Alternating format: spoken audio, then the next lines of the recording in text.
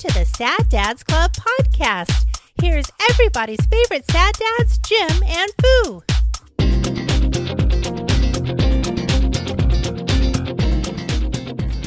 Man, dog, Ulanzi, bear, if chair. your Chinese scrubbers of American media hits this, talk to me. Sponsor. We're not a sponsor right now. Right. But that doesn't mean we couldn't be. It was Instagram. Dude, this is a total derailing. I thought I had it attached to my phone. I was on Instagram. Yeah. And someone was a sponsor of... It was a content ad for this. It looked like a... I'm going to say like almost like a tuning fork in size. It was roughly like 5 to 6 inches tall with like a magnifying glass. So it had a circular magnet for like the wireless charging magnet on most iPhones currently. So it was like a MagSafe magnet ring. Okay. But the ring itself, while it was all magnetized, was like a carabiner. Okay. So it would like clip on a belt loop. The whole thing, so the handle was like a piece of like steel, aluminum, whatever. All right. Was it extruded or was it that built? Unfolded like a fucking Leatherman? Oh. So you could, and it had like one arm that folded down, so you could hold it like a selfie. Okay. Or like a content creator is like filming a movie on or something. Yeah. But the handle that you held had like 2 small feet that would come out on the side that it would then act as a tripod. And you could fold the entire thing. You could reorient so it could function like a tripod or a handled thing. Yeah. And it could all compress into this small magnifying glass look-alike shape that could carabiner to your belt loop. Or be a butt plug. Ooh, man. You wouldn't want to take this thing. And I went, oh, shit, boy, that looks handy. Now, I say this specifically because I... Was it Ulanzi? Yes. Oh, shit. I have made this really small go bag of like media stuff for, I would say penny. The Can-Am. Yeah. For like 360 batteries, 360 camera. I see it right here. Quick charger, the 360 itself, and a small assortment of mounts. And I have a small, yes, that's it, a small Manfrotto tripod with a camera. Gimbal. It's the little, whatever the insert screw is. Yeah. The hot mount or whatever. But it's bulky, and that means I'm carrying around a tripod. This was the fastest thing. I went from, oh shit. You ordered one? It's in the fucking house. It came today. $56. Oh, no. Oh, that's how much it is. So I'm going to say this first of all. I didn't even know Ulanzi was like a reputable company. They have their own website that you can buy stuff from. I didn't know this until just now. Oh, I just thought they were like some Chinese company that sold shit on Amazon. I got, where did I end up getting it? I think I paid $24. Oh. But half price. The new version has that 3/4 screw camera thing. Yeah. The one I got version 1. Oh, but you settled. I am fine with it. That's why you got it half off. That's probably why the new one's $56. Because then you could put your 360 camera or your action camera on that little thing. Jim, it folds down into something. I see that. It's tiny. And I was fiddle fucking with my dinner table is littered with pieces. With the little like phone stand things. Because when people are doing homework or you're watching something while you're solo eating or whatever, Yeah.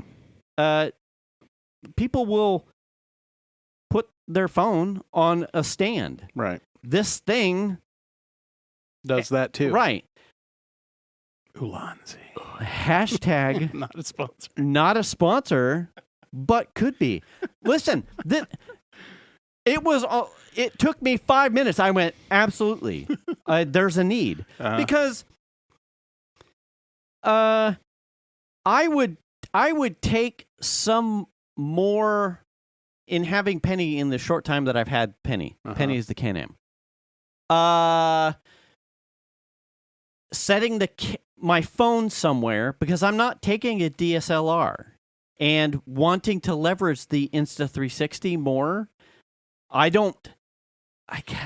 just feel weird carrying around a tripod. Mm-hmm.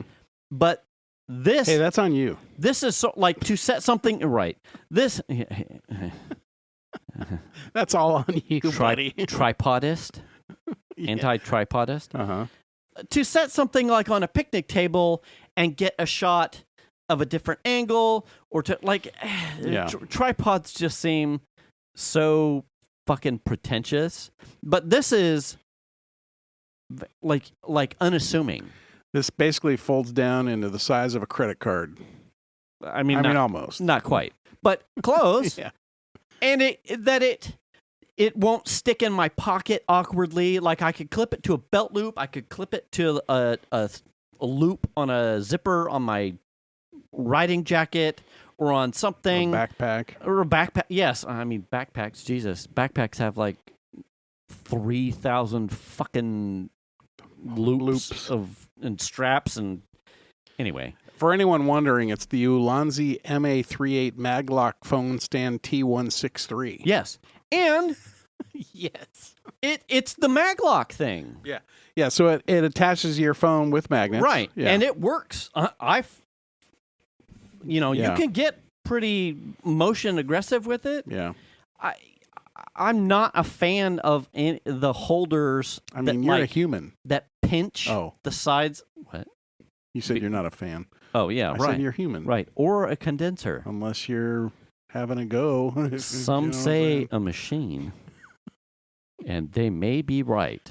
I can't comment. I've yet to find out for sure. I cannot comment. I do hear whirring and clicking sometimes. Yeah. It could be asthma. It might be something on the workbench. Or it could be a blown fan bearing. Right. Well, that's cool. Anyway. It is pretty small. It's handy. I mean, this lady, in their marketing picture, it's pretty much a purse accessory. It's very slim. Yes. Yeah. And the run, as soon as I saw it, I saw the ad and I was like, oh, great, another fucking It's pretty clever. Selfie camera. The thing that put me over the edge was then it was from Ulanzi, the M blah blah blah. And I went, oh, this is too fucking funny. Also buy. Not a sponsor. Not a sponsor. Yeah. Anyway. That's cool. Man, we were off last week.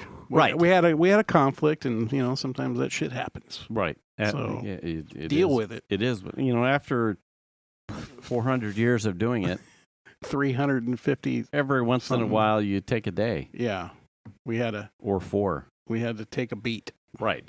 As the kids say. Hey, man. No sponsors. Still no. Yeah, well, we were beating them down with hammers before. Right. But we just didn't find the right one. I was going to make a joke about someone's emails, but you keep sending them, my guy. I mean, one of them, maybe. Hey, but day. I don't know. Hey, free Raptor? I mean, Ford's not a sponsor either, but they also could be. Right. Yeah. Or Honda. Right. Or Volvo. Yeah. Hey. For that matter. Anyway. Rivian for sure. Yeah. I like what you guys are doing. Oh, the best. Sign me up. Yeah. Anyway. Yes. So we've been on busy. breaks. Yeah, busy. There was tons of stuff. Yeah, we had stuff going on. So And then there was tons of stuff. yeah, Do you have stuff? We did something cool this weekend. Was it this weekend? Yes, Sunday. We went to the Yolo Wildlife Sanctuary, which is essentially right next to the end of the Yolo Causeway. You know where right For the bats? Yes. Okay. Yeah, we did that. The Cadillac was filthy. Oh. It was really dirty. So you meet at you get tickets. I think you buy tickets. I don't even know. Yeah. And you go to the little conservatory building, Mhm. and then they have a chat, which they teach you about bats, which is actually fucking pretty cool. Right. Bats are cool. Yeah. And then they give you a walkie-talkie, Mhm. and you get in your own car, and then you follow their van, and they drive you down there, and you go over the levee. Mhm. And then drive around this big thing, and she talks about what's happening out there, and some of it's being farmed by somebody, and a bunch of shit like that. Mhm. She talks about all kinds of stuff, and then you park in a specific area, and then you walk over, and they got tables, and they're selling T-shirts and stuff like that. But then there's the same lady's got a mic with a speaker set up, Mhm. and she'll answer questions and talk on the thing, and you get to learn about how the bats work. And you can see them underneath the bypass, because that's where they live, is under the bridge. Right. And the thousands of bats that come out of there is mind-boggling. Mind-boggling. Did you see that happen? Yes. Oh. Yeah. Did they hit a buzzer or something and they scattered? No, it's like they the bats just are on their own. They're on their schedule. Mhm. It's starting to get dark, Mhm. and you start seeing little scouts come out, Mhm. and then you see under the bridge they're starting to get active, and they're flying around, starting to get really. Yeah. And then you start seeing a few more come out. It's like they're testing or whatever. Right. And then down the ways, so the bridge is 3 miles long, I want to say. It's pretty long. Yeah. But down a ways, from where we were, you could see streaks of bats coming out into the sky, like dark black streaks of bats, and they're all the streaks moving around in the sky, and those were all fucking bats, and there were countless of those. So thousands of bats. What was the time that they start? Right at dusk. Is it? Yeah. And you don't have to go do the ticket thing. You can go down. It's a wildlife thing. You can actually drive your car in there. You don't have to have any permission. You can just go there and see it for yourself. Really cool. When you say the Cadillac was dirty, it was with bat shit? Oh, no. With fucking dirt. Dirt. Yeah. You 4x. Yeah. Yeah, because essentially they take you on it's a mile and a quarter or so loop out into the conservatory and then back, and then you park. And then it was filthy. I think that came across some things you should do in Northern California on an Instagram ad. Oh, okay. It's the Disney Jungle Cruise, but actually worth your time because they're talking about bats, and they talked about the walkie-talkie thing. Yeah. And you get to stay in your own thing, and how informative it was. That it was very, very cool. I would highly recommend it if you're in the area. It's super badass. Check out the bats. Yeah. They have like I said, when you're at before you get in your car and drive out there, there's it's like a classroom sort of setting, and there were maybe 50 or 60 people in there with kids, and there was Girl Scouts and that kind of thing. And the lady she has a slideshow thing that she does in videos, and she has some bats there that she'll take and put under a camera and show, here's the wing and here's what this face looks like, and this is why he's called a Mexican free-tail bat. You know, and they have like webbing on their tails normally, and this particular bat doesn't have webbing. He has webbing, but doesn't cover his tail. So it has like a tail, and they use the tails to catch their prey in the air. Ooh, almost like a mitt. So they like kind of like envelop it with their wings and then scoop it with their rear end and kind of catch it and eat it. Huh. Yeah, in flight. It's fucking amazing. What do they eat? Mosquitoes. Fuck yes. Yes. Mosquitoes and moths a lot. That's like the main stuff. I don't really have anything against moths, but well, most of it was mosquitoes. Can we put up bat houses? I don't know. Can you?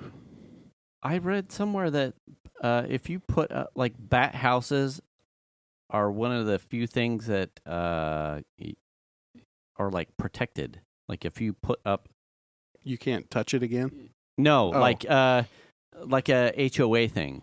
Oh, like they can't not let you. Right. Oh, I don't know. But if you're in an area where bats are protected, if you put up like a pole with a bat house on it.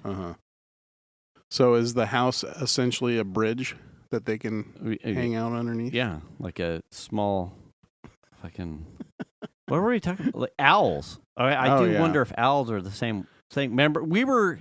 Well, that's what was fascinating was there were... Not only were there bats there were birds of prey in the air. Oh. And the birds of prey are trying to eat the bats. Oh, shit. So the bats come out to eat the bugs... And the birds of prey are coming out to eat the bats. So hey, man, birds of prey, you need to check your shit. Yeah, so owls will feed on bats like they would like a rodent or something, you know. Well, that's not very cash money. But there was only like 3 or 4 of them, and then they disappeared. I don't know where, they flew off somewhere. Got it. But I could not believe the number of bats that fly out of there. Oh, one of the cool things was... their echolocation, right?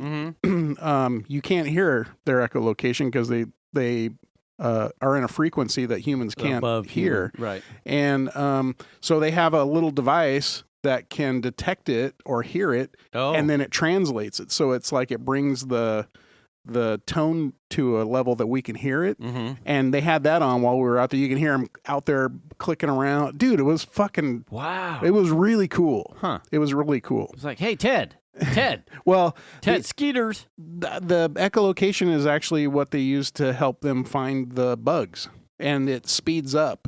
So it's like they click, and then as they get closer, it's real fast clicks, and then it slows down again. Fascinating. They're really cool creatures. I would rather have 30 bat houses in my backyard than some fucking citronella candle bullshit or some floaty disc thing in a I don't water, think citronella works. Or a propane. It doesn't. Yeah. It does not. No. It does not. I mean, they even gave us wipes with DEET on them, and I still got a couple of bites while we were out there. Dude, fuck those insects. Well, I mean, I was wearing shorts and a shirt, so. Well, you know what? You're doing it wrong.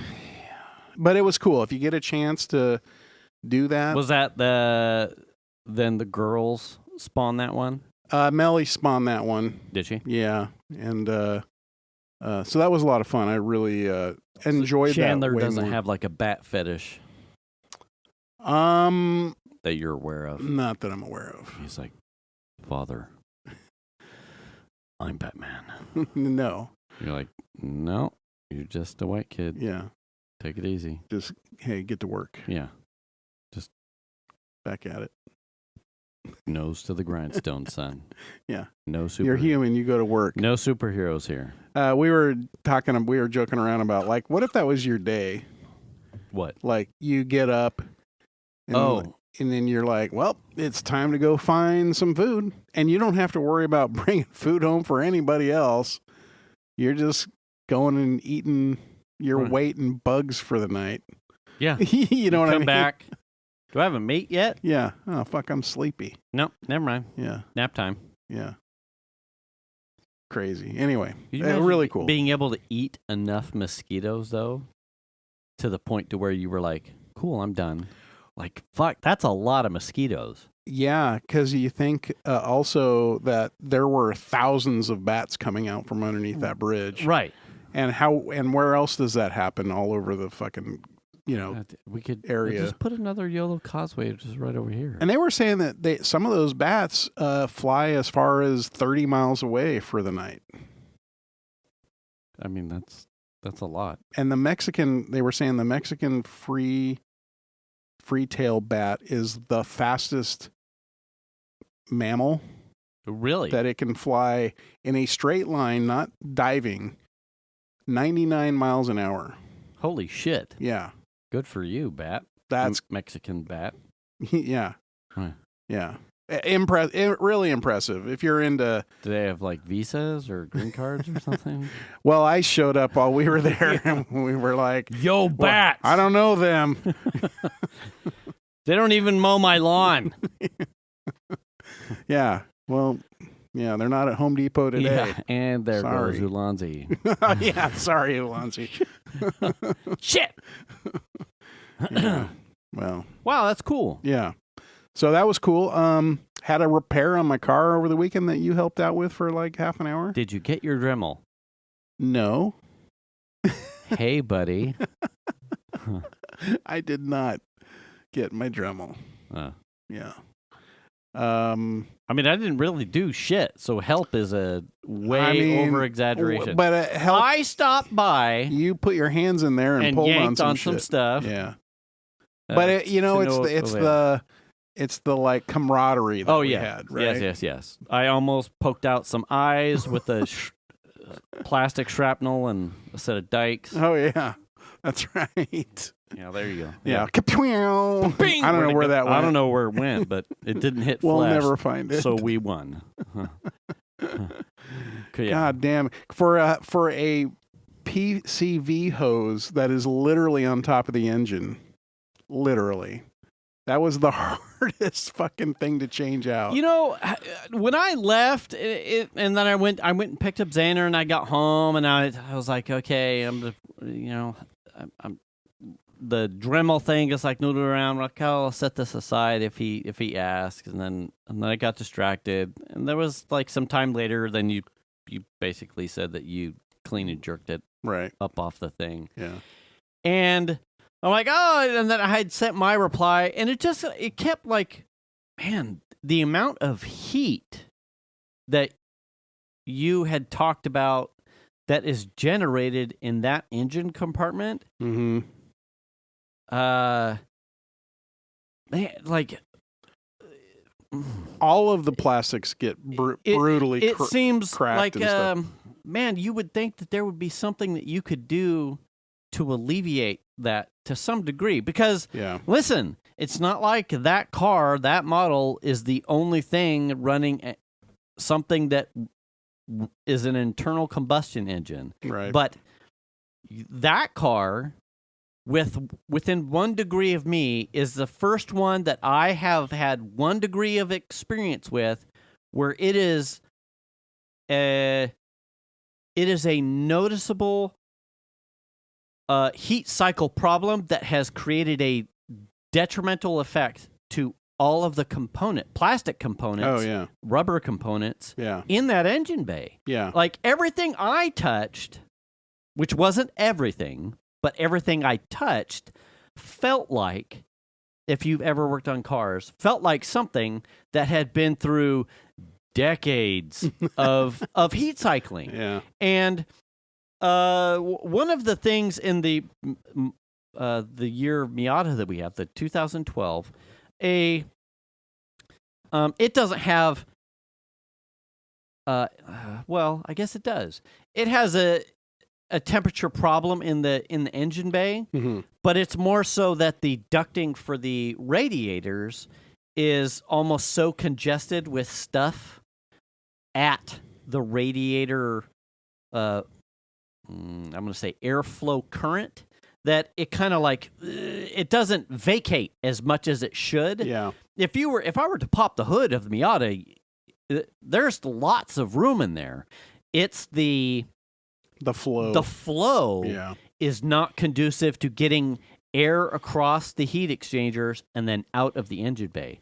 And a common mod is to put ventilation venturi ducts cut into the hood, the bonnet, if you're from overseas. A very easy mod. Nothing falls because the engine bay is so uncluttered that where you put it is a very easy mod to remove and vacate heat from this year's NC model Miata. Mm-hmm. But we have through 1 degree, 2 degree, 3 people of like working on various types of cars. I have never seen a car at your car's age have that type of like, it get like the heat side. You could tell things were broke or things were like almost hard, like mummified. Like things were rubber, fuel lines were hard, brittle. That PCV line runs from the turbo to the top of the valve cover. And it's a metal line on the turbo side. Mm-hmm. And then it runs up and goes up the side of the engine to the top of the valve cover, and then has like a fuel line connection that connects from, and it's just a little short pieces, maybe like 3 inches long. Throttle body? No, it's just a little short piece. And then on the other end of the little short fuel line is a plastic line that runs to the PCV valve on the top of the valve cover. And that plastic line that runs to the PCV valve on the top of the valve cover was like brutally brittle. Like it just like shattered. Yeah. And in fact, when I was trying to get that part out of the top of the valve cover, mm-hmm. I was pulling on it because I was giving it some force trying to get it out. Mm-hmm. And like it just snapped in half in my hand. Like, oh damn! Like I didn't put a lot of force on it, mm-hmm. but that's how hot it gets over many, many heat cycles. And when I went to go get the part from the Chevy dealer, mm-hmm.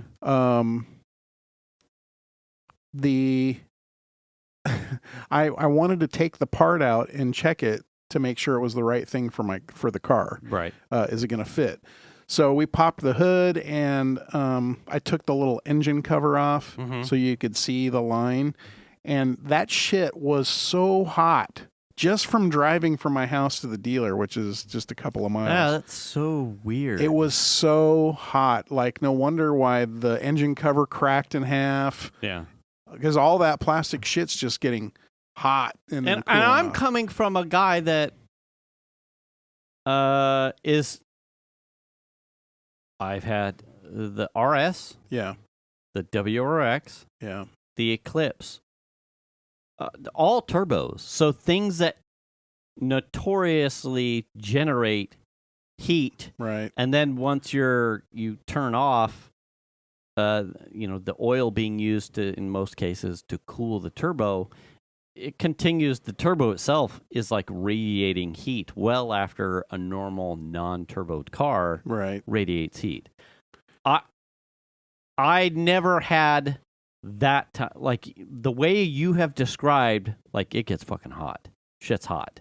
And then that story when you told me, you're like, that I was just taking the engine cover screw. It was hot as fuck. It was like, burning the fucking that is so crazy. Fingerprints off of my fingers. Like it makes you wonder because if you're an engineer and you understand the fundamentals of how the internal combustion engine works, one of the biggest enemies of internal combustion engine efficiency and durability is heat. Yep. So for a car of that premium state, and that namesake, it seems weird that that's the best in-game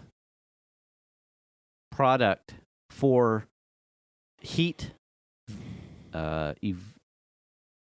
evacuation. It seems weird. It made me think because I had a problem recently with I had a misfire. Yeah. Remember that? Yeah. Not that long ago, a couple months ago. And figured out real quick that it was the number 4 coil pack. Mm-hmm. That number 4 coil pack is the very last coil pack on the motor up against the firewall. Oh. And I'm like, well, now I'm starting to understand, okay, no, it is tucked up against the firewall. Mm-hmm. There is not a lot of cooling happening that far back, and all of the heat is getting pushed into the back of the engine, essentially. Yep. And no wonder why that fucking coil pack went out. This may jog something.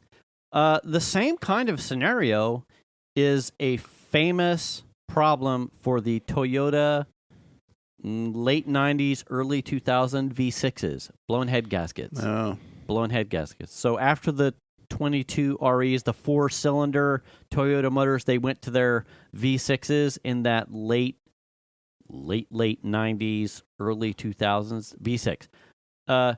Tank of a motor, but eventually head gaskets.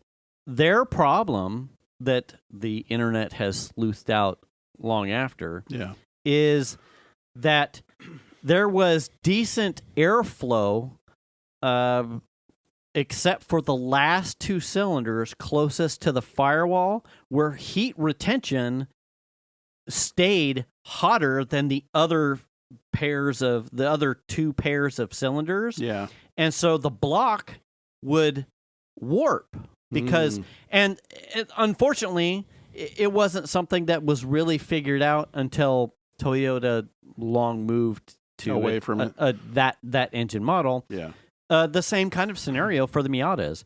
If you could either from a, do you have like a front brake ducts on the Cadillac that like come from like the front bumper that like duct air into the wheel well? I don't think so. The RS did, and one of the shade tree mechanic things was to either from the radiator mouth area duct or point like a series of flaps or hoses to just the rear part of the engine bay, just to create turbulence so that it's moving. The heat was so the heat wasn't stagnant. The others was to simply just cut vents into the hood, firewall away. into the hood, right? So that you would get like anyone who's fucked around with 60s and 70s muscle cars with like the exposed bonnets know about like the Venturi effect. Yeah, to pull from your blowers or whatever out of the. Everyone knows probably the Chevy truck hood bulge that I'm talking about. Yeah, Dave knows. He's like, with the a comment, but of course Toyota had moved away from, which is that head gasket problem is not even close to the Subaru problem, which is just bad gaskets. But this was very similar, a heat evacuation design flaw. Yeah, led to. The good thing is that those motors were so ubiquitous in that era that it was like, in and out. They're easily repairable, but that it didn't get around the part where the fundamental issue that somewhere about 120,000, there had been enough heat cycles in that V6 where the rear 2 cylinders just never quite came back from the heat, from a heat expansion and contraction. Yeah. And what made it even worse is the driver's side cylinder had even less. So, if you've ever dealt with something that was just slightly a square that was just slightly off in one corner, that it's never gonna fucking flatten out. No, and it'll never be true. Yeah, kind of a thing. Fascinating though. Yeah, and you know, I'm in some like ATS Facebook forums and stuff like that. Yeah. Groups. Yeah. I don't see people talking about this, so it's like, is it just me? I mean, because there are other Like the heat problem? this engine is the LTG engine. Is what's in my car, and that engine has also been used in Camaros. That's the 4-cylinder turbo, and that's also in the Camaros. Really? Yeah, it's the same motor. If you bought a Camaro with a 4-cylinder engine, it's the same exact engine, and I don't see a lot of people talk that. Like, that's the thing about this engine, is because it's turboed already from the factory. There are all kinds of tunes things that you can get. Like ZZP has a bunch of packages for them. You know, catch cans and all kinds of stuff like that. And there's tune mods and just, you know, oh, are you running the blah blah blah? And I'm like, no, it's fucking stock. You know what I mean? Like, I want longevity, and I want it to be reliable. Yeah. And all that shit. But also, you've replaced all of that shit. Well, that was the thing, is I got irritated when I was, because it was like, okay, the hose itself was $76. And this was at the Chevy dealer. I can't imagine what it would have cost if I went to the Cadillac dealer. It was probably $120 or something, right? Right.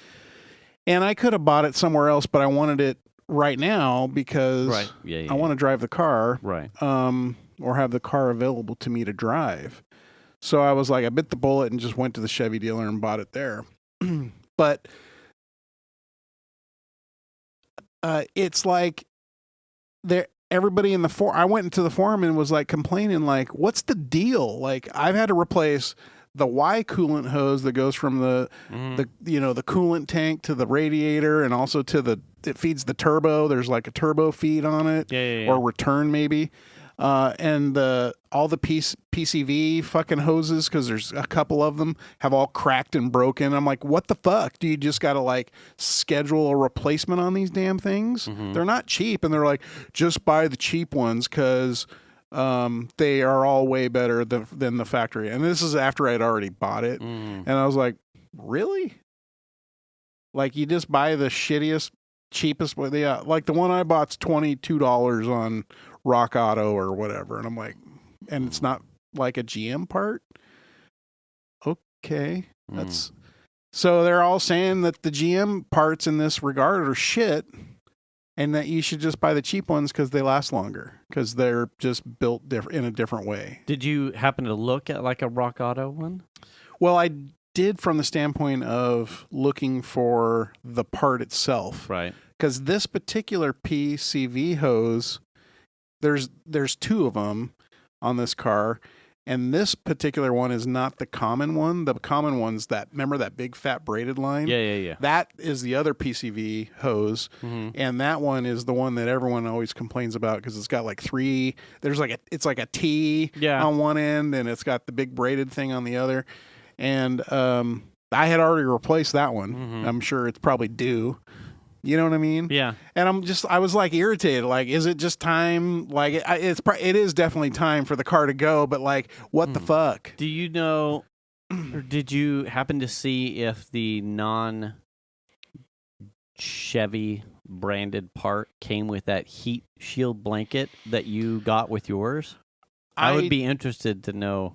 I did not find one for that particular PCV hose. And here's the weird part, is when I called Chevy to find out how much do they have it and how much is it, they wouldn't give me the full part number over the phone.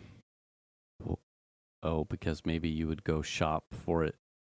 Yeah. On Alibaba. Yeah. I almost said Al Jazeera.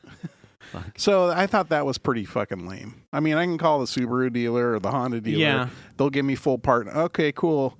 Thank you. You know. Have you given consideration to buying some of those like foil blanket heat shield things and just shielding all of your PCV hoses? If it's not really. I mean, is it going to, in the long run, is it going to make a difference? I feel like it's still going to heat soak and then get hot. I'll tell you what, in 2.5 years, when you're like, fuck, I blew a coil, fuck the PCV, I'll be like, hey, remember that time? Yeah, I know. 400 years ago when I said, and you'll be like, no. And I'll be like, I don't remember it either. Don't worry about it. I was watching Derek on Vice Grip Garage, and he was working on an El Camino that he calls El Cocaino. Nice. And he put this, I don't know, it was like a 406 in it with a blower on it. And he dropped this engine in there, and so, he's getting it all ready because he was trying to take it to a car show. Mm-hmm. And the starter was right next to the exhaust. And I mean, that's not uncommon, but it was right he had to rejigger the exhaust to miss the starter because he put the motor in without the starter because it was hitting something. Mm-hmm. And then left the starter off, not thinking about it. And then had a buddy come in and do the exhaust. And then when he went to put the starter in, it wouldn't fit because the exhaust was in the way. Right. So this is how tight it is. Oh, yeah. For the starter. And I'm like, holy shit, that starter's just going to get fucking baked. All the time. Like constantly. Yeah. Like if you're on the highway for a couple hours, it's just going to be fucking hot. Yeah. Is it going to work? Like if you stop for gas, will it work? And I'm like, do they even bother? That someone like him probably wouldn't, but do people bother? Like, well, I should probably figure out some way to heat shield, right? Because I mean, all you got to do is give yourself quarter inch gap or 3/16 of an inch gap or something, an air gap to like keep the heat away from it, right? Sure. But that kind of surprised me. But then I was thinking about what the exact thing you're thinking about, and that new PCV hose that came from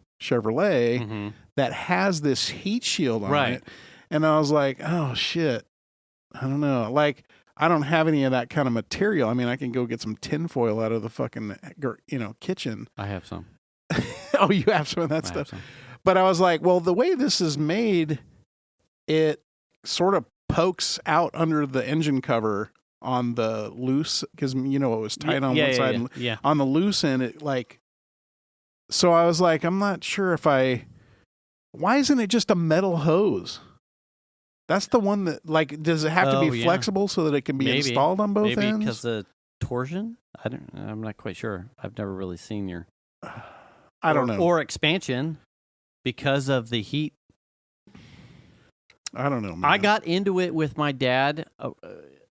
See, the difference, like Derek's thing with like the clearance and the that's a design thing of a guy that's like hot rodding cars. Yeah. I got into it with my dad when we were talking about, and you and I have talked about it like at length. Like modern cars now are so advanced, typically with electronics, that performance and modding is almost, or if not already, for most people, a bridge too far to fuck around with.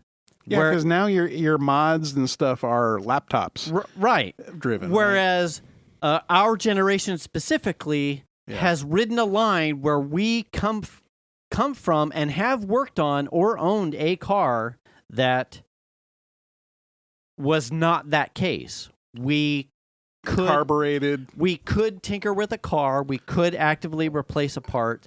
Some things were inconvenient, but they were things that if you had somebody in the know or you had enough cycles, you could do the thing. Yeah. I said, and we were elaborating, like the computers are an easy thing to poke at and say, this is why people don't fuck around with their cars.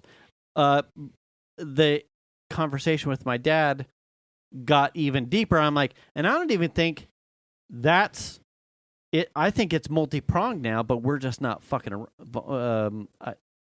calling it by name. And a lot of it had to do with the last couple things that your son has sent or made fun of, with where the oil filter is at relative to his on his Ranger. On his Ranger. Yeah.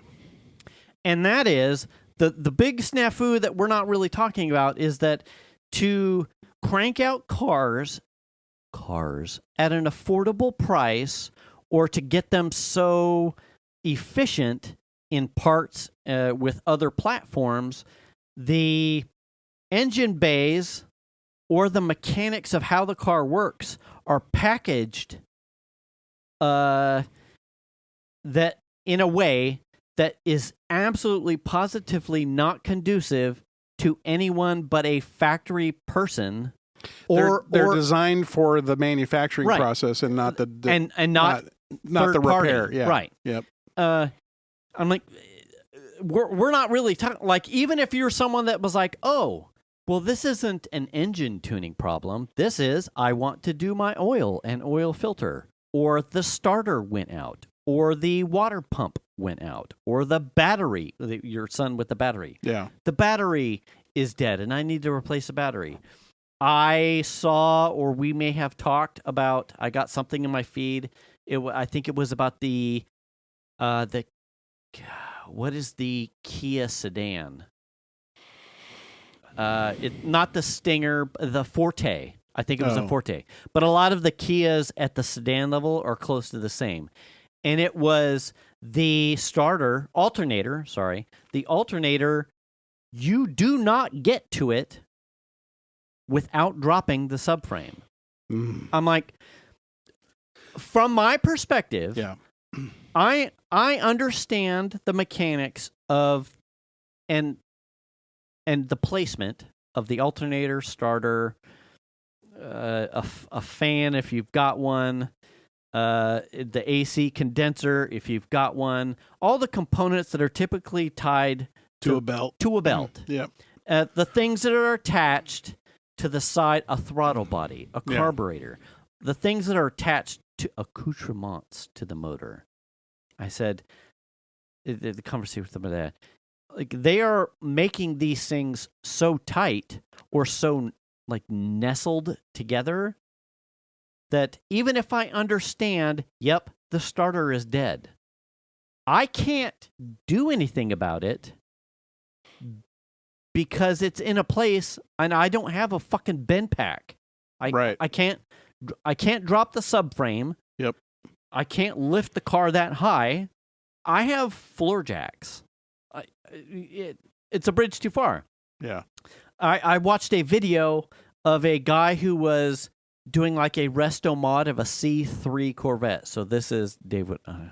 Obviously, I went to Dave. Dave would understand. That's like, your 70s era, big wavy bodied Corvette, and he had a C8, and so he was doing he had finished his resto mod of the C3, and he was talking about what he had done and this, that, and the other thing. And he's like, how he rated his own internalized perspective of the cars at completion.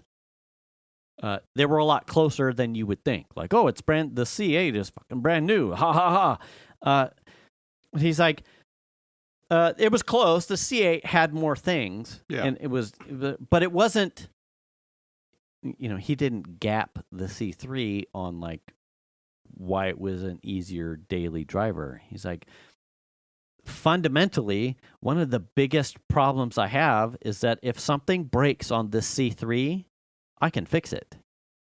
If anything breaks on the C8, I have to take it to a dealer. That sucks. And even if it's something that he, as someone who's he seemed like someone had a lot of money anyway. He didn't have a lift. I didn't see a lift in his garage. But someone with money understood that if alternator, belt, starter, AC, he wanted to add headers, or he wanted to do a fuel injection upgrade, or back, or not. If something went wrong, an oil filter, if something went wrong, he could get to that on the C3. He could not get to that on the C8. Yeah. And then that's presuming that there wasn't some computer shenanigans that he would have to do to clear a code. Right. after he did the oil, if he could get to it, or replace a PCV valve on one of the turbos to a C8 that he couldn't get to because he can't drop the rear subframe because now it's emitted. Like, holy shit. Well, I'm always surprised when you hear about, this repair, like the repair itself was fairly easy, but you got to have their software right and a connection to the car in order to perform a recalibration of the thing that you just replaced. And you're like, wait, what? It's just a blah, blah, whatever it was. I look at a lot of Reddit car Ask the Mechanic. Yeah. And one of them was, is this right? This customer had damaged their oil pan, and it was a Mazda CX-90. Mm-hmm. So this is a fairly new. Yeah, that's a newer. Like model. It's only like 2 years old or something like that, I think. Okay. CX-90. Customer had damaged the oil pan, and in order to replace the oil pan, the engine had to come out, and they listed it as a 30-hour job. Holy shit! A 30-hour job to replace an oil pan. The engine had to come out. Like, what? I mean, that's... so cars are more and more, what we're seeing is that they're made for the manufacturing process and what works at the time they're putting it together to sell, right? Yeah. They're not even considering, more or less, unless you're somebody like Volvo or Honda or Toyota, they're not considering what happens if something breaks. We had an interesting way to, my dad and I, to wrap it back around to, like, I almost wonder if we're going all the way around the horn as we look at something like the Slate or EVs. It is internal combustion engines, and all of the components required to do that thing are so advanced that we have scared away the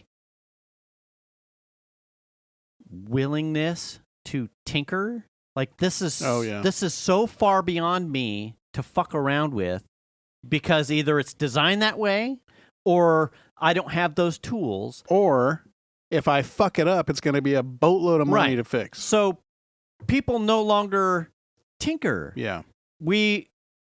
You get to a place to where now EVs are new enough and simplistic to a different degree that people reapproach their vehicle from a new tinker perspective. Like, sure, you're not going to have to worry about drivetrain, and you're not going to have to worry about a whole slew of lubrication problems.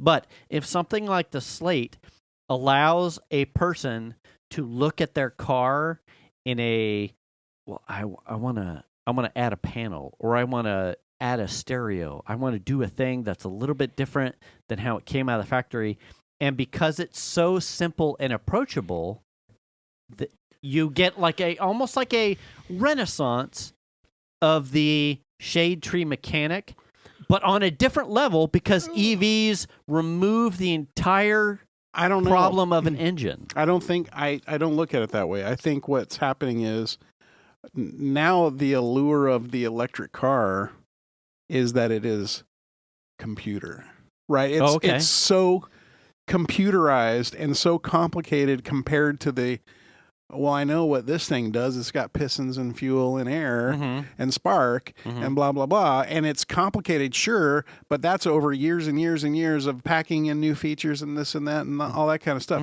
And they've just packaged their way out of allowing me to fuck with it. Yes. Now we're in an electric car situation where nobody knows how they work. Right. Yes. A normal consumer just goes, I just plug it in and it charges, right? And when that shit doesn't work, all bets are off. Nobody knows what to do anymore. Yes. I've seen some videos. Oh, gosh. The fucking new Dodge Charger, the EV one. Yeah. Where they just brick themselves. and no one knows what to do with them. Even the dealer doesn't know what to do with them when they're brought back. It's crazy. Like, nobody knows what to do. Dude. Yeah. They're terrible cars. I drove down Riverside. Mm-hmm. Did you see one? No. Oh. There is one of the dealers there on Riverside has like a row of Teslas. Oh, yeah. And I'm like, wow. That's right. Here we are. Yeah. Like now the one right at the they're corner. like making waves for the EV stuff at like used car lots. Like, yeah. Weird. I know exactly what dealer you're talking about. Here we go. Yeah. Yeah, it's crazy though. Like, that's the thing too. If you buy a gas powered car, like if you're in the market for a used vehicle, you can take your gas powered car to somebody and be like, hey, I want you to check it out before I buy it. Yeah. And they'll do like an inspection and like check out stuff. And like, there's pretty obvious things they can look for, right? Mm-hmm. Is that even a thing on an electric car? And then how do you know if it's good or not? Like, what's the used auction car manufacturer checklist for a Tesla? Oh, these bushings look okay, and the shocks are not leaking. Plug a computer in to see how many cycles of the battery are left. Okay. Yeah, like I mean that. What does that look like? I don't know. Jiggle the nuts of the tires are all right. They look right. like they got some meat on them. The frunk pops, so it holds cargo. Yeah. You're not going, oh, the rear main seal might have a leak. There's a little moisture under the thing. One of the shocks has got a leak. You don't have a lot of that. I wonder what that inspection. Yeah, right. But, I wonder what that inspection looks like. Like, oh man, you're on software version 4.5.7.8. Yeah, dude. Do you hear the tick? Yeah, that's like 4 firmwares back, bro. That's no good. We've had this thing. Nah. I would also, the other weird one to me is like someone like Tesla, where the car gets purchased and then whoever purchases the car goes, oh, I also want this option and this option, so I'm going to pay for those now as part of the new car purchase, right? And then Tesla has been famous for, oh no, that only applied to the first owner. Oh. So now those options are gone. Well, no, the owner told me it has these features already. That's part of the car now. Right. That's part of the VIN. It was paid for. And they're like, no, that's part of the account that owned the car. Sorry, sir. So that's the other thing about electric vehicles. And like the modding of electric vehicles it's not like gas cars, right? No. You can take, like, just watch what Mighty Car Mods is doing with that Toyota pickup, the Hilux. Yeah. You can take an old 70s Hilux carbureted thing and put a fucking turbo in it and a computer that's aftermarket that runs the whole shebang. Mm-hmm. And you just have to have somebody who kind of knows what they're doing. Mm-hmm.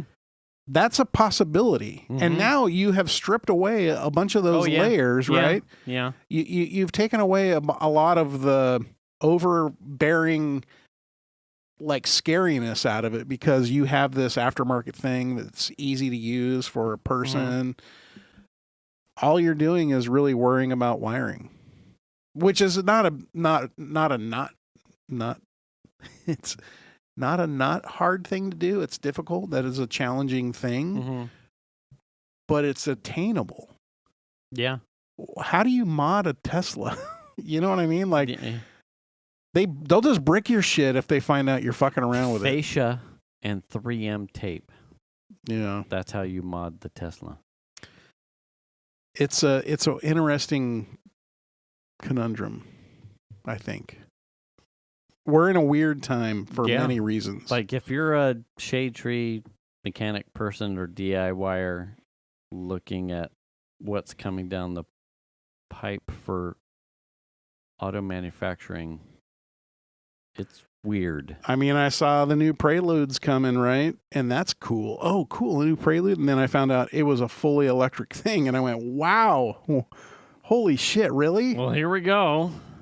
Wow. Okay. The I mean, I'm not opposed to electric things, but like, wow, if Honda's go.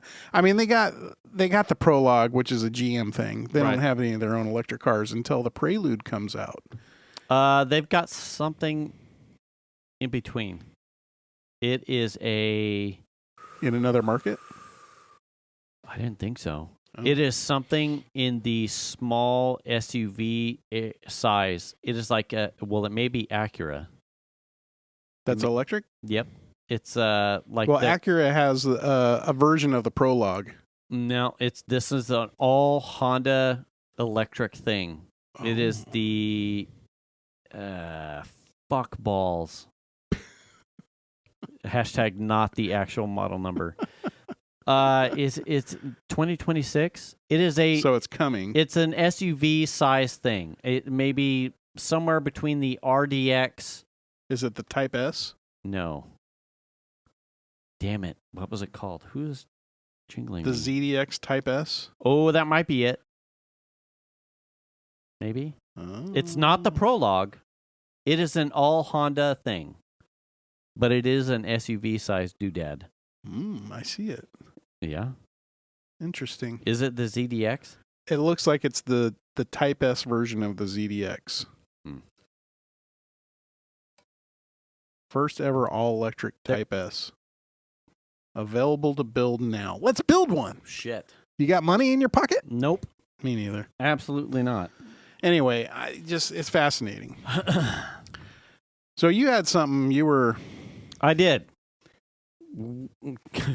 Is that one? Are we we'll have to be. I'll trunk it. I'll trunk it. We can go a little long.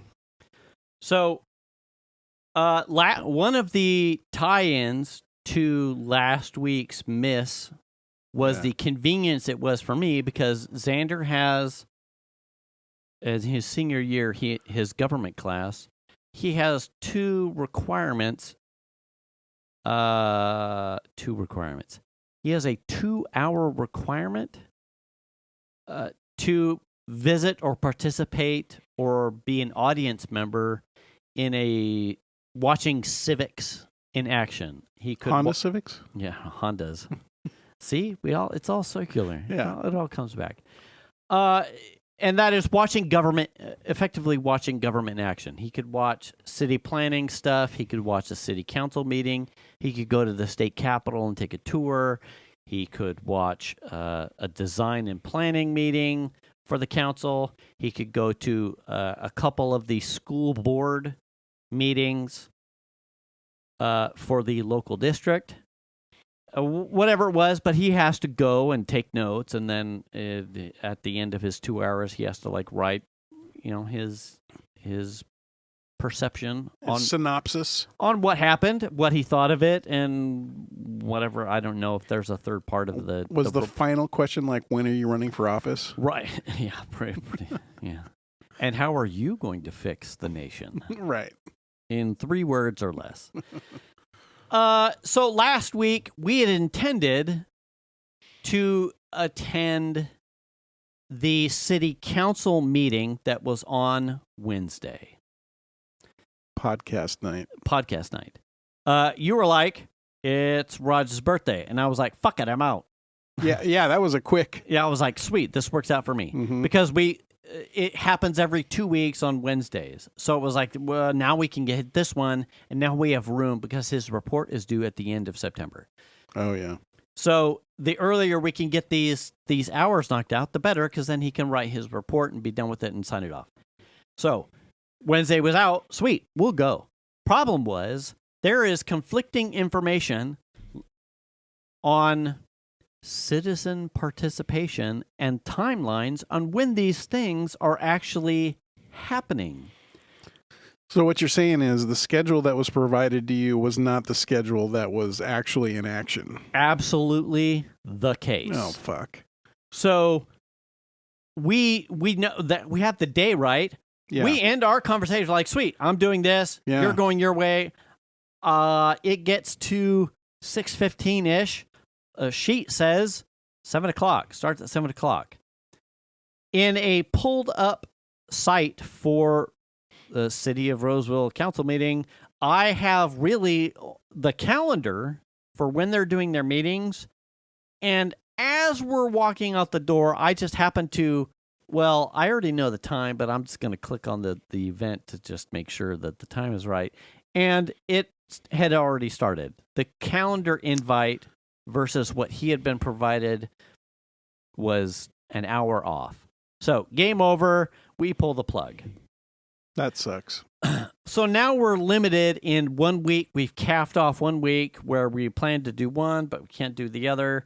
So we reassess. Listen, the meeting's left to us before you start ending up right before rock and a hard place. There's a couple school district meetings. We'll just go to those. I don't see a lot of civics happening in those. They're not my first pick. They're a different kind of civics. But we'll go. They're happening at the front end of the week. They're on Tuesdays instead of Wednesdays. It doesn't require you and I to move anything around or miss anything. Fuck it. Let's go. So Tuesday, I'm dialing in when we have to leave. The same fucking problem with inconsistency in timing. One, his homework sheet had a wrong, incorrect time. Two, the online calendar had,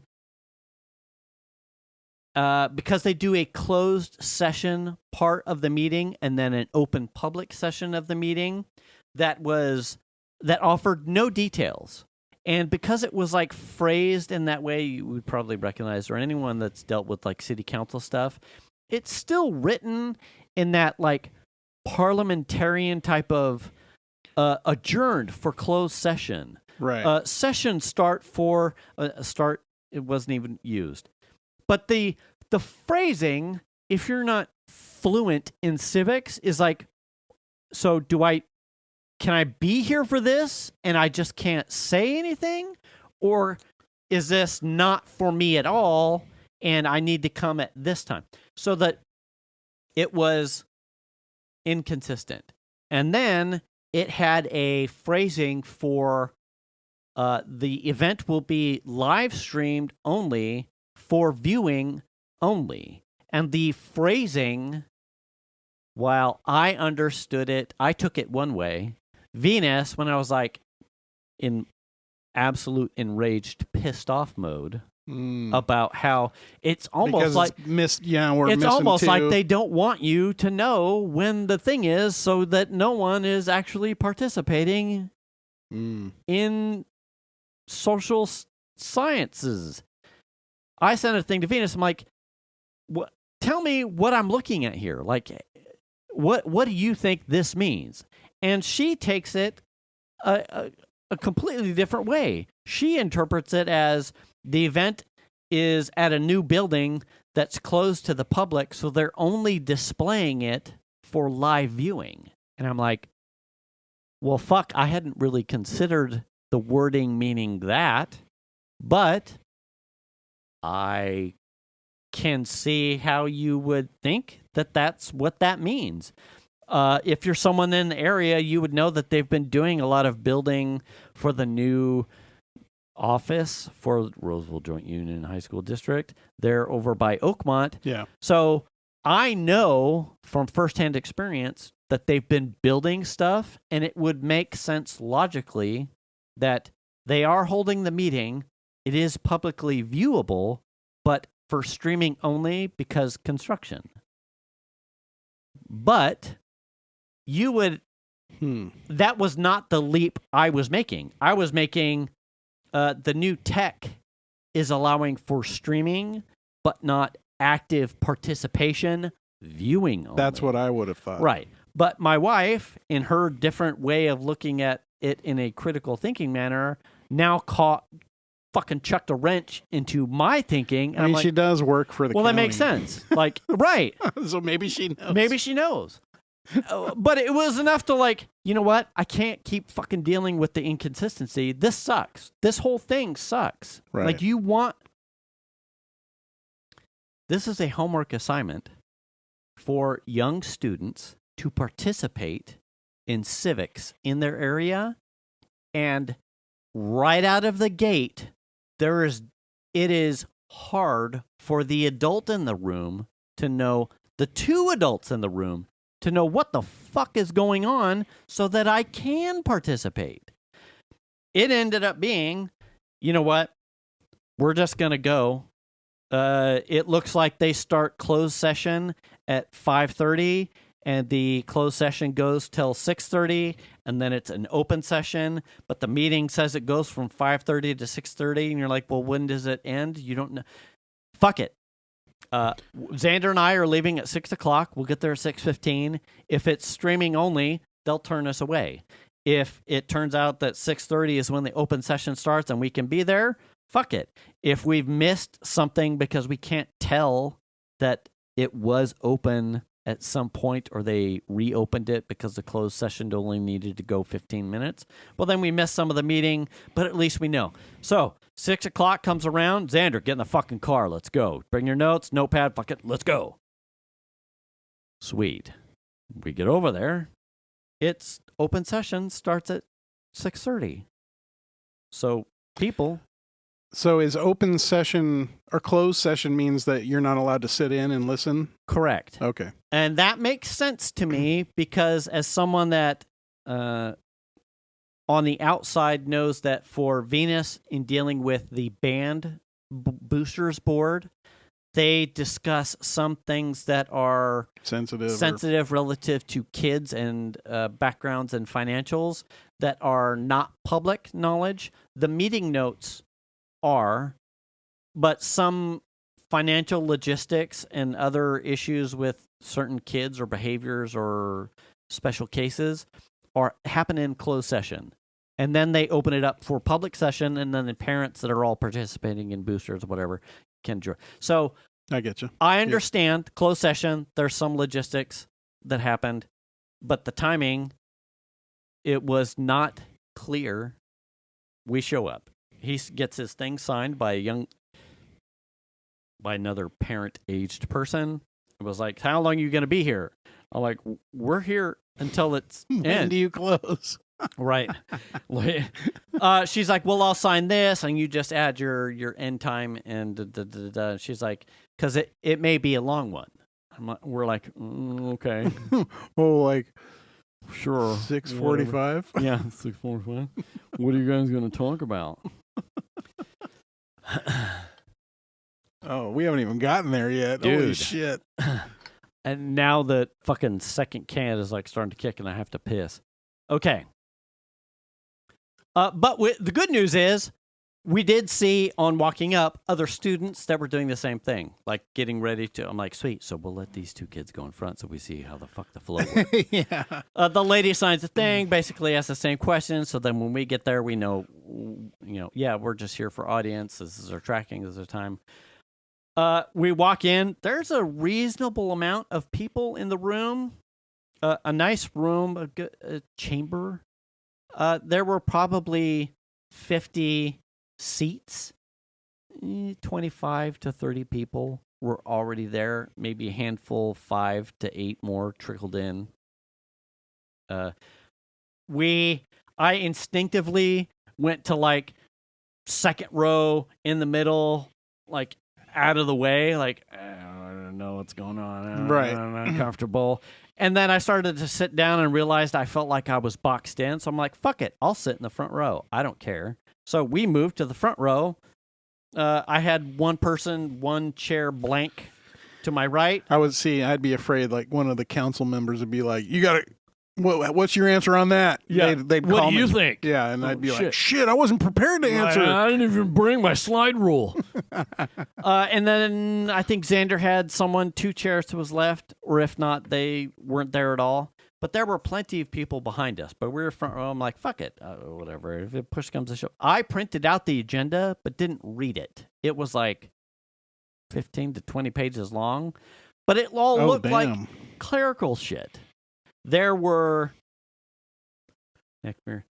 5 adults that represented the board, 2 trustees, a clerk, a president, and a vice president, and 2 students represented from West Park and Granite Bay High School.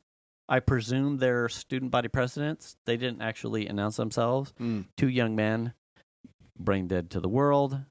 If you want to participate. They were all drooling. Yeah. Yeah, yay. I showed up. Nay. Hi, yeah, we're excited about the homecoming.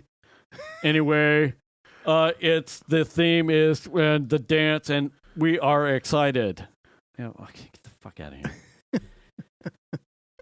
They do parliamentary gibberish. Were they wearing like the white wigs? Jesus, take care now. No. Fezzes. Female president, female vice president, female clerk, male trustee, male trustee. Any names or people that you recognized out of curiosity? Or no? No. Okay. I think that's probably the case for most everybody that lives in Roseville. Right. They have no idea who's on the board. Right. I have voted for someone, obviously. You and I have voted for someone. I am now seeing the people who I voted for, perhaps. I'm not sure. Sure. Yeah. Cool. Nice to meet you. I have never met the 2 kids. And I'm making jokes as we get started. I'm like, be sure to ask the West Park kid why his school has so much fucking money and Roseville and Wood Creek don't. Right. Because those bitches trade band uniforms every fucking year, and we claw and drag to get funding for Wood Creek to have anyway. Because it's a rich part of town, man. So they do some parliamentarian stuff. The one trustee who I told Xander I wouldn't do this. No, I'm doing it. You're doing it. I'm doing it. Neckbeard. I'm calling this guy Neckbeard. Okay. But the rest of the stuff, I will be kind. He rattles on like they're doing like a report, a state of the state, and each person on the board is like doing like a, this is what I did this week or since the last meeting. Neckbeard goes into this thing where he's talking about something that will be policy updates that will be talked about later in the meeting, and he's referencing policy numbers and updates and law and some sort of Tennessee law that's now at the Supreme Court or expected to be at the Supreme Court or something. But anyway, we'll get to it later. I hope I didn't steal your thunder, Madam President, yes, President. And it was like, I wrote like a thing on my notes to like Xander. I'm like, this guy's like fucking word salad. Like, I have no idea what this guy talked about. Policy stuff. I can't stand that kind of stuff. Again, I have the agenda, but I haven't looked at it because I was seeing so much red trying to get there on time that I haven't paid attention. So they do some more parliamentarian stuff. They hold a couple votes. They pass a couple things. We write notes on what they're talking about, what they're passing votes on. And then it gets to the thing that Neckbeard was talking about. And it was some sort of policy update, but he kept referencing the number of the policy, but not saying what it was. And then it opened up to, it was a nice way of like keeping organization to the meeting. If you were someone that wanted to speak, you wrote your name down, and then when it opened up for public forum stuff, if your name was called, you would speak. If the thing you wanted to speak on had 5 or less people wanting to speak on it, you got 90 seconds. If it had 5 or 6 or more, you got 3 minutes. And they put a clock up to time these people. You would think you would get more time if there's less people. I think it was because if you couldn't bring enough people to talk about your thing, that it didn't warrant heavy discussion. But if you brought more people, it meant that it was probably something More important. that warranted longer conversation. Whatever. They get to the public forum part, talking about this one policy update thing, and a lady gets up and she starts talking. She's got a 3-minute timer. So whatever it is, this thing has at least 6 people that want to talk about it in the audience behind us. Again, I have no idea what we're talking about.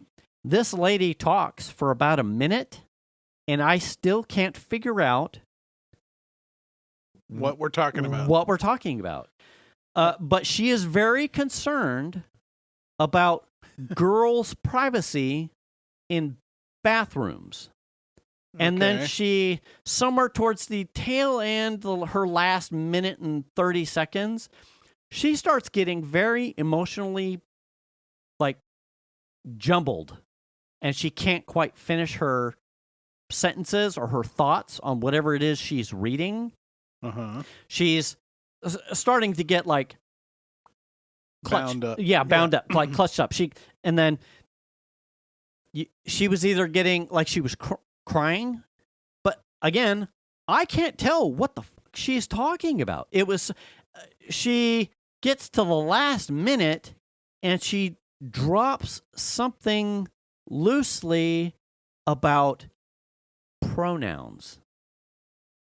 Okay. And I write down in my notes, I'm like, is this policy some sort of update about how teachers can't talk about pronouns, or we're removing pronouns from the teacher's ability to talk about?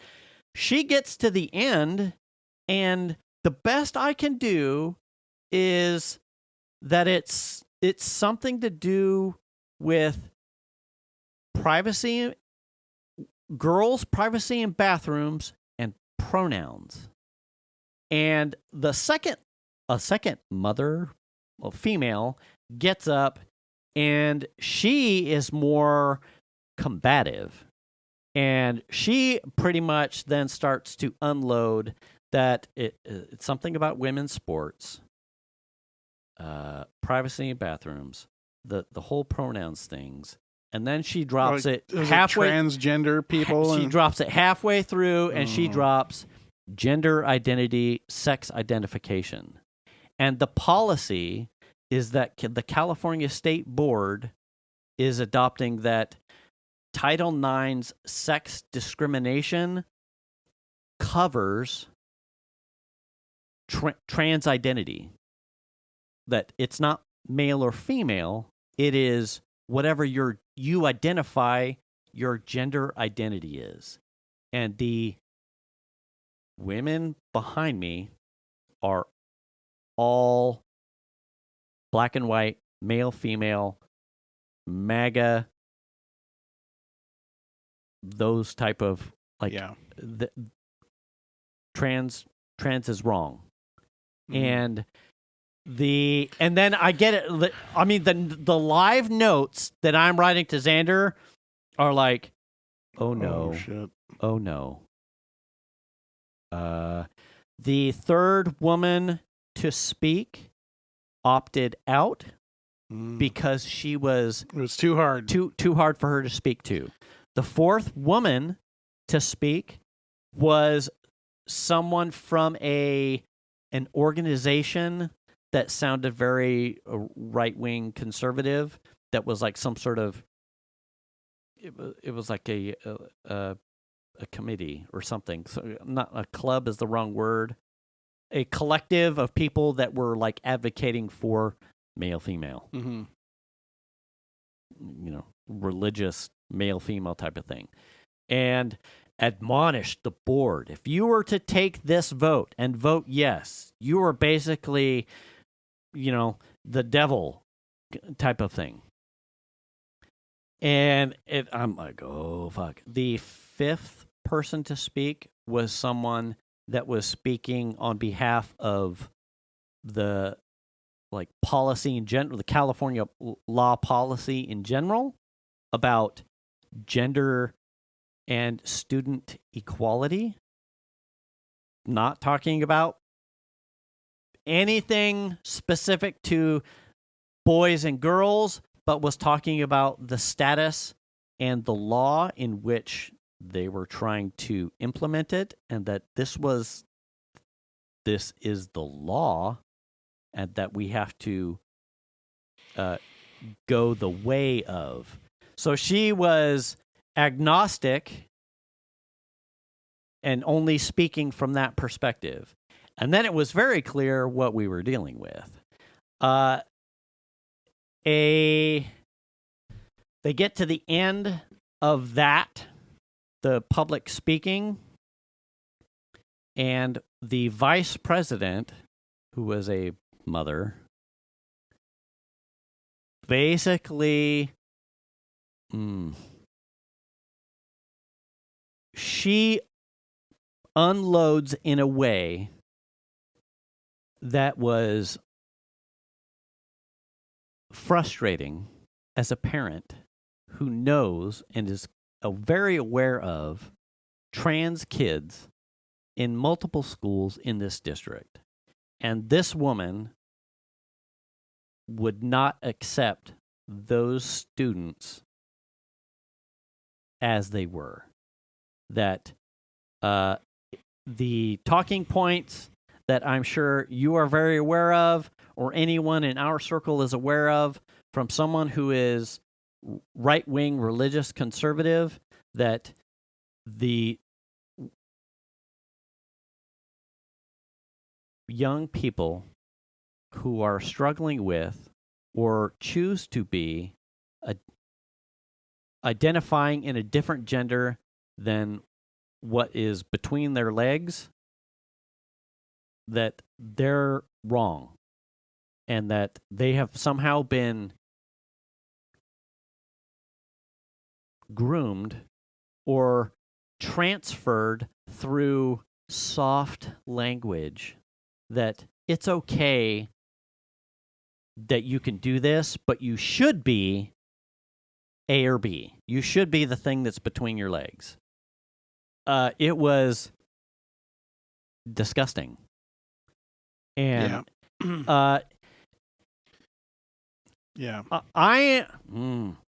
from a person on a board that is supposed to be speaking for all students, this is not the person that should be in this position. Like, I don't care where your faith is and how you can't accept a student who's making these decisions on who they want to be. That's your thing. But you are on that dais trying to embolden, empower, and progress students as they are, however they come, whatever they believe, whatever color their skin, whatever faith or non-faith that they choose to practice with. You are there to make sure that the students get the best chance to succeed, period. Right. If you don't like that they're Black, Hispanic, Islamic, Mormon, that's your thing to do on the side. But when you sit at that thing and you cast votes, does it create equality for my students? Does it allow them to participate in sports so that they can understand what teamwork is like? Does it allow them to participate in the arts so they can become creative, so they can see what it's like to be creative? Do they allow them to excel scholastically? Do they have the equipment that they need to do all of those things? That's your purpose. And this woman could not get past that someone who doesn't think that they feel right matching the genitals between their legs is unacceptable. And of anyone that would want to participate in that type of discussion, I would be that guy, and I was completely unprepared because you didn't know what they were going to be talking about. I was so pissed. I didn't read the agenda. Neckbeard then goes on to basically try and punt the vote because you can tell from his passive-aggressive comments about what's going on at the state capitol, he's probably conservative or Republican or libertarian. Doesn't matter. I mean, but you could tell he was taking shots across the bow at the people at power at the Capitol and how frustrated he was with government. And he didn't want to put his name on a vote. He was looking for, these things are all still currently being discussed at the Supreme Court and state level, legal level. We shouldn't vote on this. There was one gentleman who had the same haircut as me.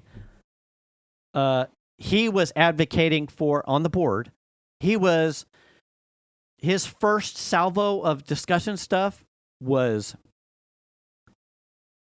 this is the law that he was trying to be agnostic.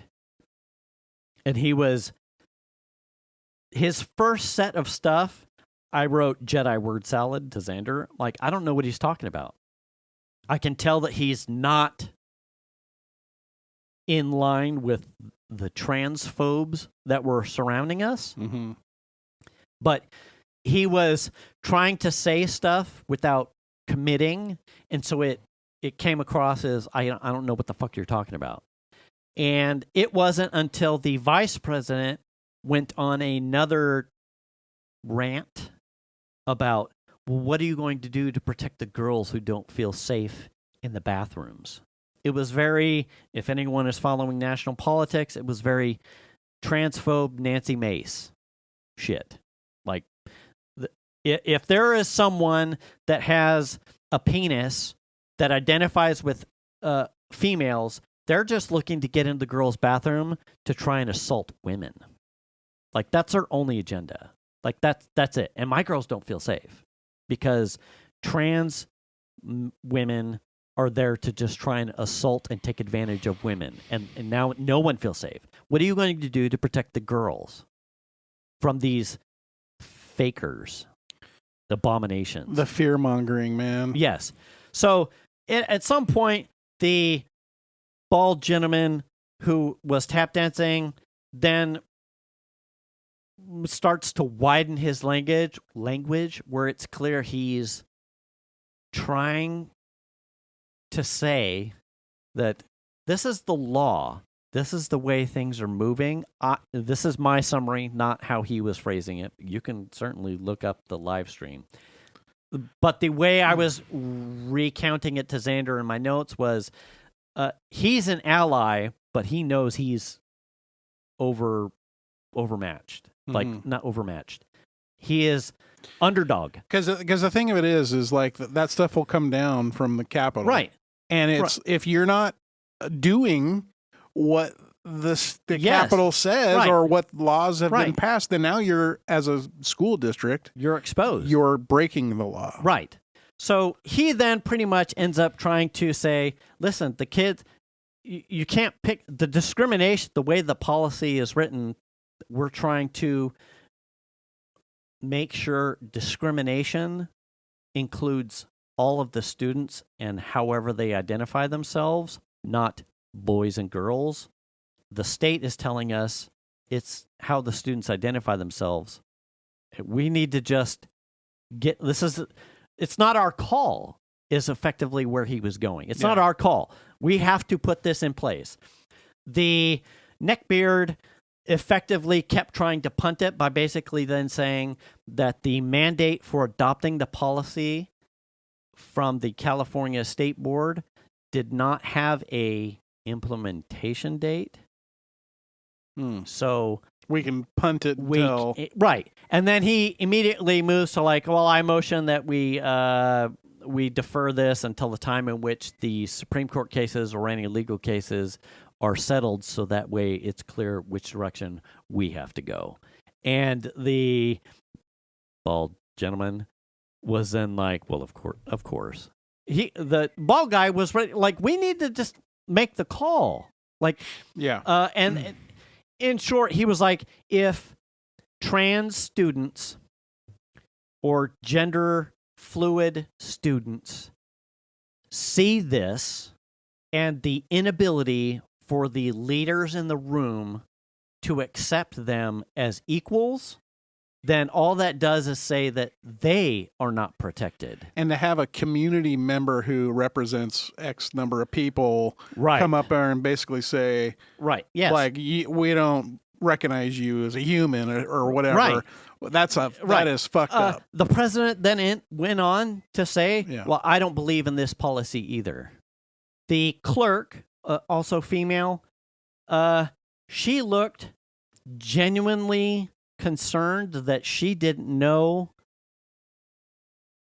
have enough information. And she tried to, say, she looked genuinely conflicted. Neckbeard was wanted to say no, but was leveraging Time. legalese so that he didn't have to say no. The president was pretty much run over by everyone on the board, but then had a chirp that she didn't believe in the policy either, because whatever. And the vice president was 100%, lady, if you ever get here, you're a transphobe, and you should be sad that you're trying to say that you represent the students in the Roseville Joint Union High School District. Yeah. I was extremely disappointed. Full stop. Just tell it like she feels it. I went looking. They up, all did.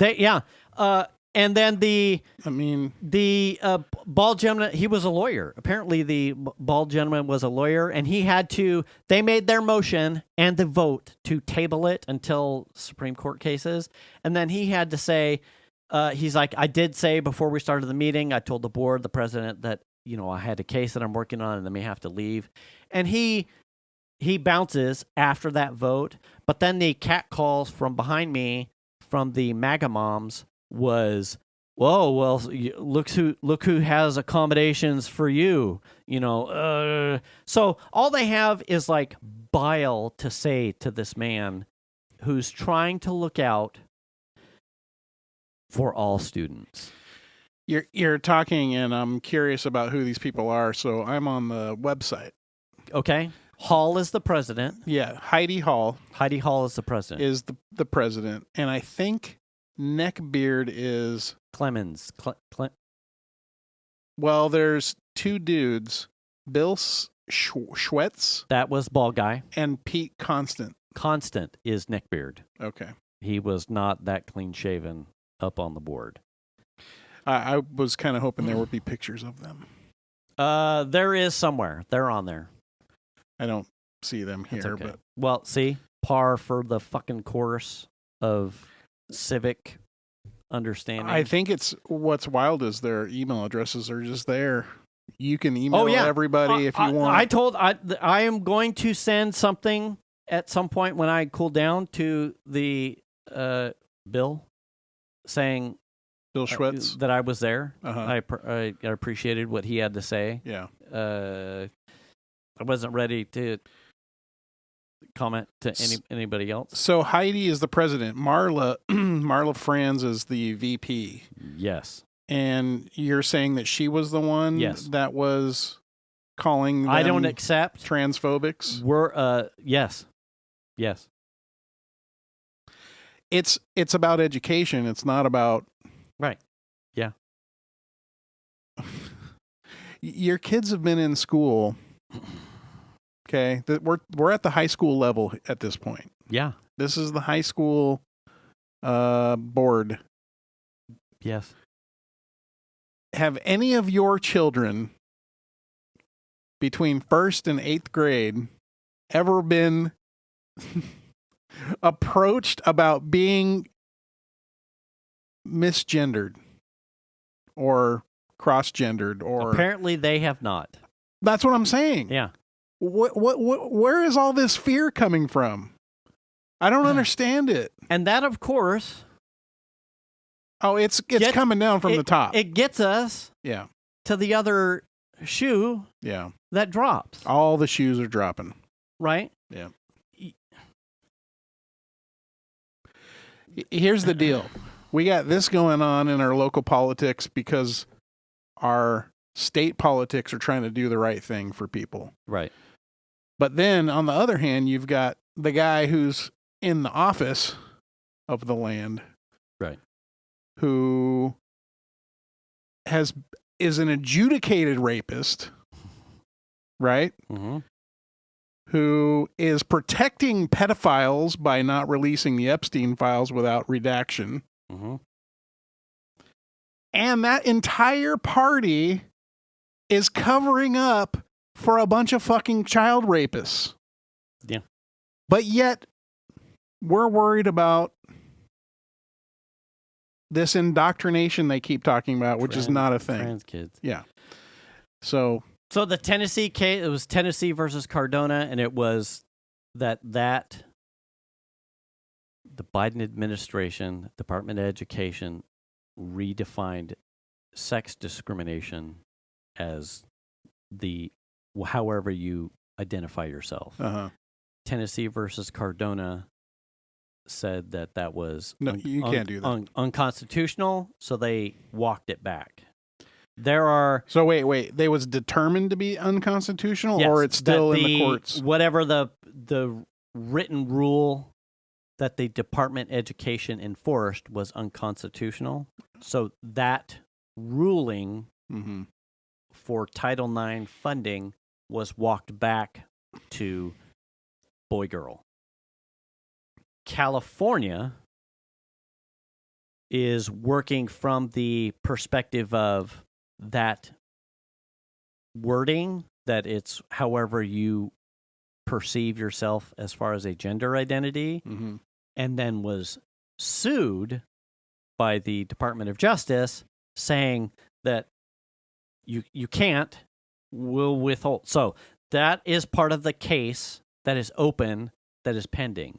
California then sued the Department of Justice or the federal government saying, no, we believe that this is this based off of some other case further back. I wish I could remember what it was. It was 2 a.m. when I read it. That that was about equality. Equality, right?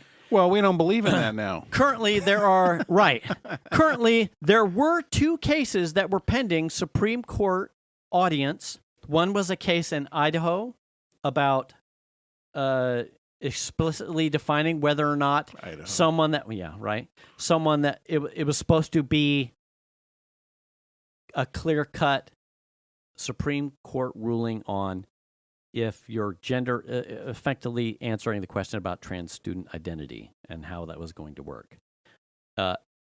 There's another one in Kentucky, West Virginia, I think. Oddly enough, at the beginning of the month, or the middle of the month in August, the person at the core of the Idaho case asked to withdraw and have the case dropped. It was a danger to themselves. It wasn't worth it anymore. So that case was dropped. The current running one for late September, October audience to the Supreme Court will be one that answers the question whether or not trans students and how they view their identity counts as sex discrimination. So everything is still pending. Roseville Joint Union High School District is going to have some problems. I was telling you, it's South Placer County, is a red area, right? I would on my notes. We're blue blips in a red area. I have like a thing that I was just showing Xander. I'm like, we are surrounded by transphobes. Oh yeah, and I've got arrows. Yeah, I'm like. The best case scenario for any of those folks is that they have a trans kid of their own. It is, I mean, man. So the whole thing is awkward because I was expecting this is going to be the most. I wanted to see city government and civics, and this ended up being this is it. Yeah. Like, Well, I the thing came- is you're dealing with like parents who were right. pissed off. Right? I came home with a fire Yeah. that, okay, this is I am within 1 degree of students that I know Oh yeah. are facing problems that I cannot even fathom about how they see themselves. Yeah. And I then recounted the same story. Holy shit, we're so over time. I recounted the same story to Venus and Piper with Xander adding his perspective. We had a 5 a.m. call because the girls went on vacation before Piper goes to Santa Barbara, so I had to drop them off at the airport. I went to bed about 2 o'clock, like reading legal stuff. Like, well, what does it mean if we're not compliant with Title IX? Like, what is it if we go this way? Well, you lose federal funding. Can California survive without? Can the schools survive without federal funding? I'm looking at like these kind of things. 2 o'clock comes around. Fuck it, I have to stop. I shut everything down. I got short amount of sleep. Venus gets up about 5:15, gets in the shower. You're like, hey, I just went to bed. Right. Then I'm like, oh, it's time to get dressed. I sit up out of bed, and I'm already back. Like, what would I say? How would I say? Mm-hmm. I need to have a 90-second thing, and I need to have a 3-minute thing. Mm-hmm. What would I say? Okay. And I don't want to light anyone up. I want to be constructive. I don't want them to feel bad or admonish them for my viewpoint. I want them to see the viewpoint. And It's not going to matter. Venus, as we're getting ready, like packing the car, she's like, "Nephew, are you okay?" So my external expression is I'm not here. Yeah. I am in my head trying to think about a problem that I was not ready or That expecting. you didn't know was going to be thrust Right. on you. Yeah. Yeah. And so the whole car ride, I am. Oh, yeah. The board has a tendency for. I'm just seeing like all the math Dude, things. that is me. And it wasn't until I got to the airport and we're getting ready to unpacking the stuff. I'm like, I have to disconnect. Then I had a moment of like, I came back. I made a breakfast burrito for Xander, and I told Xander only in passing because I didn't want to start it back up before he had to start his day. I said, Xander, here's the thing you need to think about. Here's the thing that I want you to have perspective on. How do you separate equality for all students without jeopardizing privacy and safety? And he went, oh, I don't know. I said, that's the problem. Neither do the adults in the room. Neither do the adults in the room. Yeah. I said, I don't have that answer either in a 3-minute or a 90-second thing because I hadn't thought that was something I had to convince someone that all students. You didn't know that was going to be. I didn't know it was a thing. Passed on you. And then he, continues brushing his teeth and he heads out the door and the thing. We had a good conversation before dinner, before we started the show. About, it's like breaking it down for him. It's interesting because these questions come up all the time, and you go, oh, that's really fucked up. Like, I can't believe they're doing X, Y, or Z, or that person, I can't believe they feel that way. That's bullshit. Or right. They call it this, and that's fucked up because that's not even a thing. Yeah. But to sit there and ruminate and come up with constructive ways to make people think about things and potentially change minds or come up with a solution to a problem that no one has come up with is, it's like it feels impossible. Yeah.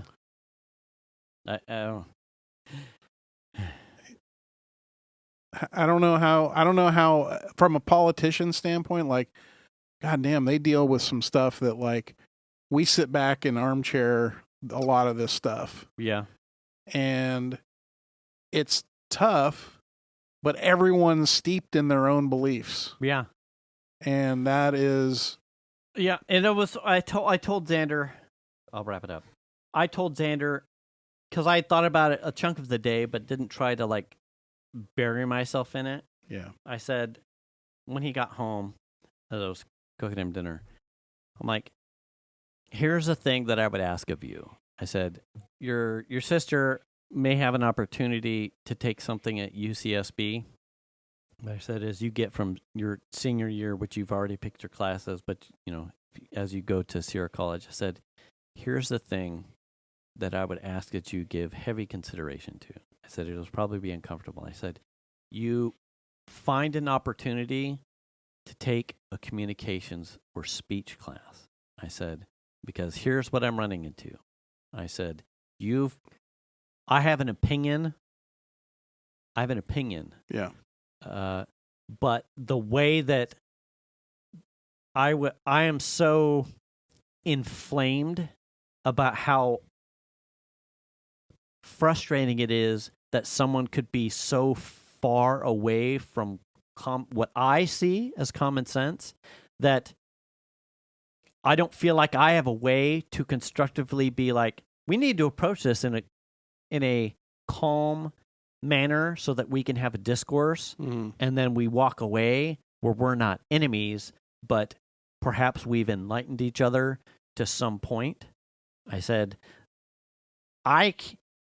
all the things that I want to say that I'm probably going to say on the podcast are coming from a casual perspective where I'm going to start dropping F-bombs and start calling some of the people on the board derogatory names, like we were doing fucking Ingress. I said, so I am telling you that I'm not perfect, and in order for me to find a way to not be the guy that I'm telling you should be, like, I need to be better.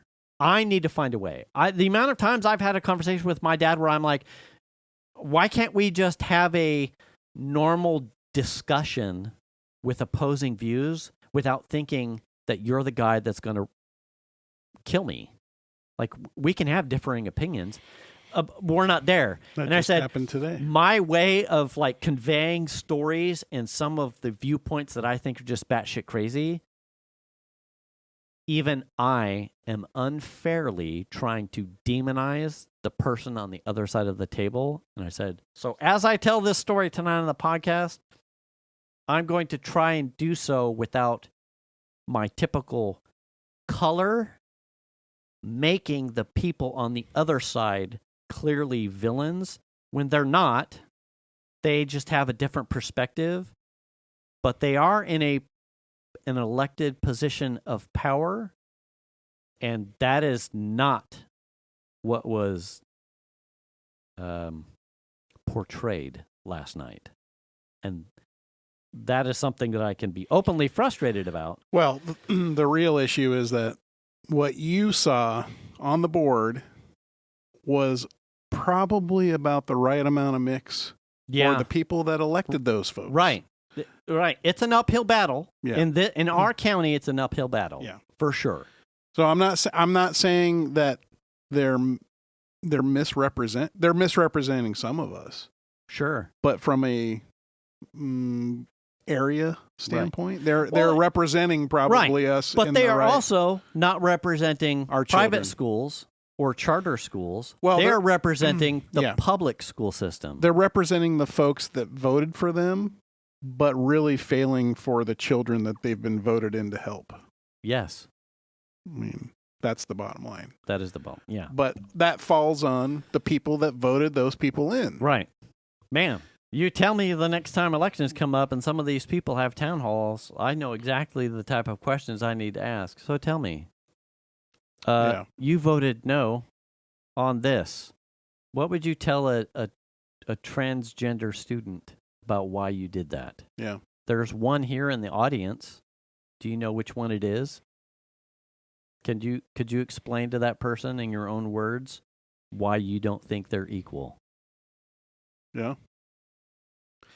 I mean, those are just, from a politician standpoint, they're just hateful words, and that's what we've grown to be accustomed to in today's day and age. Yeah.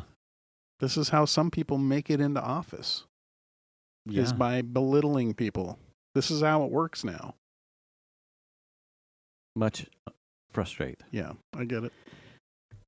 Anyway, on that note, you should return the cart. Wash your ass. Wash your hands. Check your oil, Tony. Stay up to date on your shots. Make the call if you need to. Register to vote and vote, please. Wear the helmet. Pick up a broom. And do the kindness. We'll catch you next week. Thanks for listening, everybody. Bye.